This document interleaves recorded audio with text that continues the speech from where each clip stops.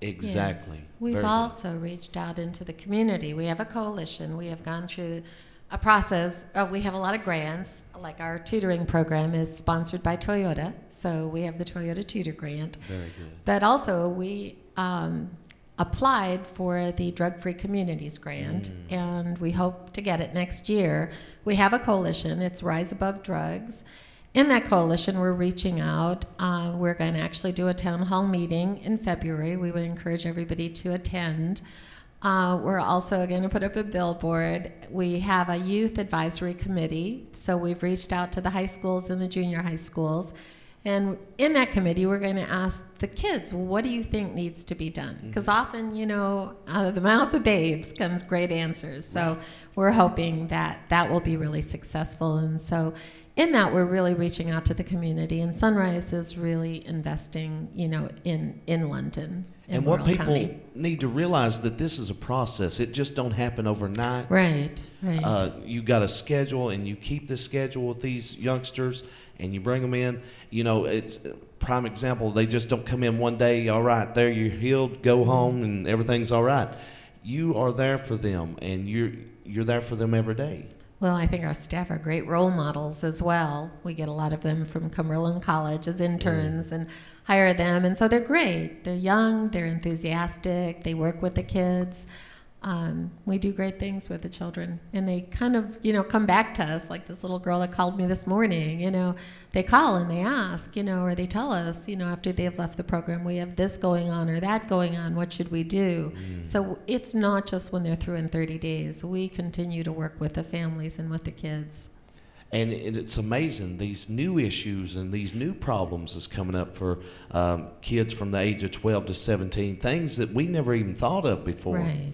And, right. you know, you have to stay up on your game to keep up with this. That's right. Where exactly are you all located in London? At the Bennett Center. At the Bennett Center. Yes. Okay. And what are the hours of operation? When do you all come in there? When can people call you and things like that? Normally during the day it's 11 a.m. to 7 p.m. 11 to 7 p.m.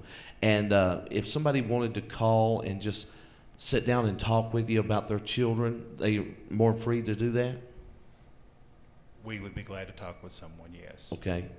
And once again, it is set up through the court systems, you know, and these kids are facing so many things, and I'm sure that you've had to deal with so many different things like that. Yes, yes. And it's a process, like I said before, that you all get together and you sit down and say, what's best for this child? We do. We have a staff meeting every week, and we discuss each child individually. And, you know, each one has a treatment plan. We try to follow that treatment plan, but, you know, just on a daily basis, we're dealing with their daily problems. Exactly. You know, I've noticed a lot of times young people just really need somebody to listen to them. They do. Correct. Yeah. And just to be able to pour their heart out and tell you what they're going through. Look what's happened to me, you know, and a lot of times if they ain't got somebody to talk to, they'll rebel, hurt property, do different things, vandalize. But if we'll show that love and compassion, you know, they'll say, hey, this person cares enough about me to know what I'm going through. Absolutely.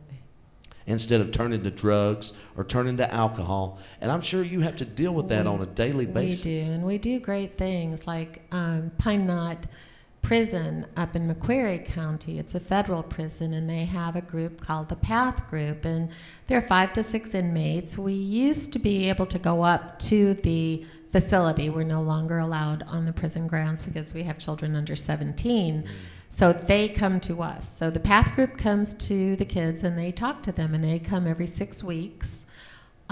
They just do straight talk with the kids. They tell them, you know, we started out just like you know, not going to school, thinking, you know, a little marijuana is no big deal, and, you know, this is where we're at. And there's actually one gentleman that's, I think his sentence was 35 years. So this is serious. And these youngsters need to see that. They do. Where the road that they're heading, they could lead up the same Absolutely. way or even worse. Absolutely. And it's just so heartbreaking. You take a look around and you see these young people. They don't have to be in this shape. They don't have to be on drugs. They don't have to throw their life away. They could have a life, you know. Absolutely. And so many young people, Mr. Bill, you know, don't have that opportunity because they've overdosed already. Right. You know, drugs has took so many lives right here in our community. Right. And we also have healthcare professionals who come in and speak with our kids. We have local politicians, community leaders who come in and give them a positive role model and talk with them about making positive choices in life and changes in life. And sometimes a person will come in and just talk to them about the fact that, you know, when I was your age, I did, you know, bad things, you know. Right. And however, you can make positive choices and turn out, you know, in a positive way. And that's very true, because a lot of these kids are at a point in life and the choices they're making are very negative choices. But if they can see that I can make a change in my life, I can quit the drugs, I can quit doing what I'm doing, I can turn my life around because other people have done it. They have to believe that. Right. You know what I'm saying? Right. And so if they get someone to role model that for them, then that's the essential point, is that you can tell them all the time, but until they actually have a living person in front of them to show them, the words are kind of hollow.